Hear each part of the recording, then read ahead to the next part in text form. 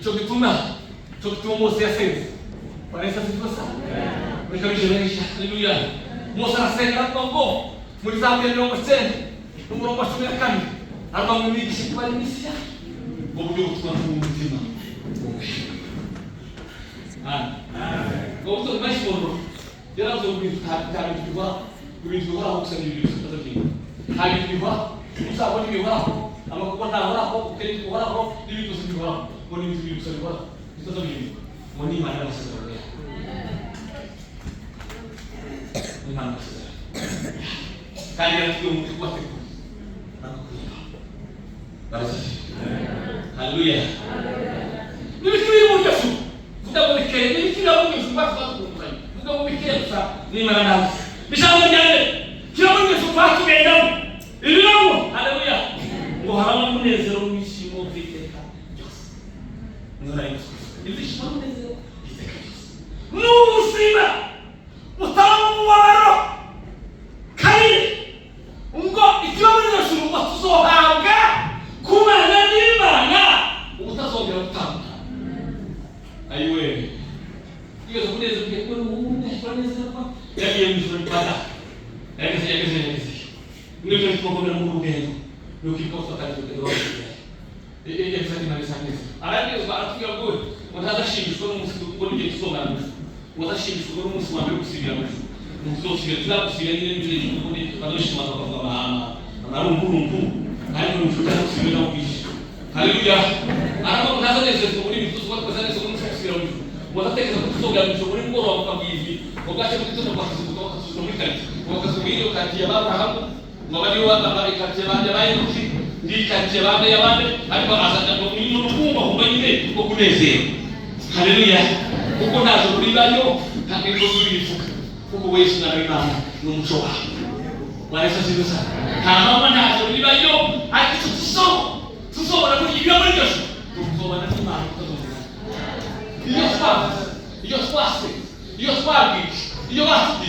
Umunsi n'uzampa tuzobara nayo utazongera. Amen. Amen. Muze mwana nishimye kwa kugira kama. Ayi magambo na yeye kugira kusohola ni mwana kuzongera. Amen. Amen. Bwana Yesu.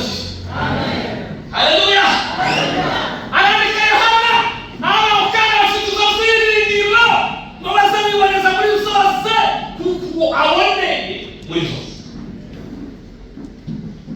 Amen. Kalima kadandi zanga sino kumfaiso nyamani mutuzohabwa. Haleluya. Ubugingo buhoraho iteka byose. Ubugingo buhoraho iteka byose. Uyu musema uyu mugabo watara wa musi yatara katika yishiye mu bugingo iteka byose. Hapfa hakenuka habizoho zizabira zose zabishi tuzohabwa ubugingo buhoraho barabako ngofiya ucoma bavufuwa kirasi kandi ngo bayo yanyu kama aya haleluya kandi sozo ni no kufuwa kirasi Mungu anachimba mbele ya msiba muyamukore watu tutasoma hapo tunene mata nore fati ba pras ka tuongo kujimano bocha kwa ngale imana zufu abaya bakitike ariko ari kuyishinga umunezi na tugira kuko niba kugira tuzokutonga kiteka tuzohaba kubaho kiteka amen kiyo baje kino gusa tubabwira biko wacu abakarasita tubabwira biko wacu Mzee yararangije tukatumviriza ko turabiza bisigaye abasigaye bafite amahirwe yo kuba rimwe wisuzume wimenye urebe aho uhagaze ese jambo tunakuza amen bareza sifi mzee ataruka kugagaza nakunda cyane rero zabwiza rero ahantu hakongo niri na beta niri cyane gizote naje niri naje amen niri naje gizote ese uri waje usanga na Yesu byakomeza kubona ko matotoba sasa kwa ushaka msono no kifatira mkani fatira ungakarina kuteti lakini maana hizo hizo ila tusikiza mazi itukutu ya nito izabani tuwa bakana ndio aliko na wa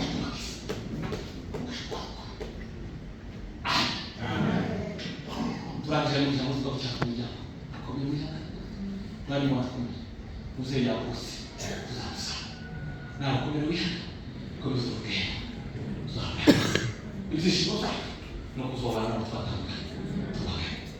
Kwa Musa. Kaona makero masafina maganda. Hadiya mayoki tugaba kusale. Mutuna yia. Mutuna yoki. Yesu agade tamu watale uruke. Tugala musalea. Yesu agade tamu watale uruke. Yoki na kuteja wisi. Kani ya kusa. Kusa. Askari kule mshika. Na mishika. Amen.